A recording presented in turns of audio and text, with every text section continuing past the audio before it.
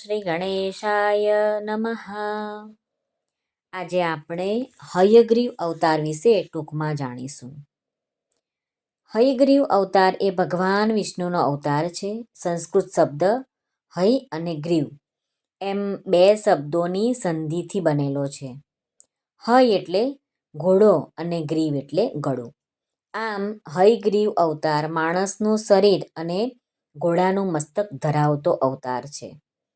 બન્યું એમ કે એકવાર ભગવાન વિષ્ણુ શેષનાગની શૈયા પર સૂતા હતા, ત્યારે એમની નાભીમાંથી, જેના પર્ણ 1000 છે એવું સહસ્ત્રદળ કમળ ઉત્પન્ન થયું. કમળમાં બ્રહ્માજી બિરાજમાન થયા.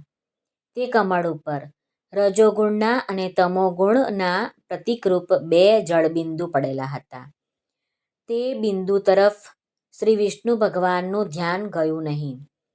તેમાંથી મધુ અને કૈટભ નામે 2 દૈત્યો ઉત્પન્ન થયા. બ્રહ્માજી સૃષ્ટિની રચના કરવામાં લીન હતા. તેવામાં આ દૈત્યો બ્રહ્માજીની નજીક જઈને એમના પ્રાણસમા પ્યારા 4 વેદોને ચોરી લાવ્યા. બ્રહ્માજીએ એ વેદોનો ઉદ્ધાર માટે પ્રભુને પ્રાર્થના કરી. એમને જ્યારે ખબર પડી ગઈ ત્યારે શ્રી વિષ્ણુ ભગવાન પાસે આવ્યા અને પ્રાર્થના કરવા લાગ્યા. શ્રી વિષ્ણુ ભગવાને, પ્રભુએ હયગ્રીવ સ્વરૂપ ધારણ કર્યું કે જેની ડોક ઘોડા જેવી લાંબી હતી. એનાથી એમણે હયગ્રીવ ભગવાને સમુદ્રમાં પ્રવેશીને રસાતાળમાં જઈ સામવેદના મંત્રોનું ગાન શરૂ કર્યું. આ સામગાનને સાંભળીને મધુ અને કૈટભ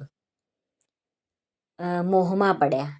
ત્યારે ભગવાને તેમની પાસેથી વેદો હરી લઈને બ્રહ્માજીને આપ્યા અને પછી મધુ અને કૈટભ સાથે લડવા આવ્યા તો ભગવાને તે બંનેનો વધ કર્યો. ત્યારથી ભગવાન મધુસૂદન નામે પણ ઓળખાયા. આવી રીતે હયગ્રીવ અવતારનું કામ પૂરું કરીને ફરીથી પાછા પોતાના અસલી સ્વરૂપ શ્રી વિષ્ણુ ભગવાન એના સ્વરૂપમાં બિરાજી ગયા. બોલીએ શ્રી શેષ નારાયણ ભગવાનની જય. જો આપને આ વિડીયો પસંદ આવ્યો હોય તો અમારી ચેનલને લાઈક અને શેર કરશો તથા આ ચેનલ એટલે કે ધાર્મિક એની પર નવા આવ્યા હોય તો સબસ્ક્રાઈબ જરૂરથી કરશો, જેથી આવનારા નવા વિડીયો તમારા સુધી તરત પહોંચી શકે. સર્વેનો ખૂબ ખૂબ ધન્યવાદ.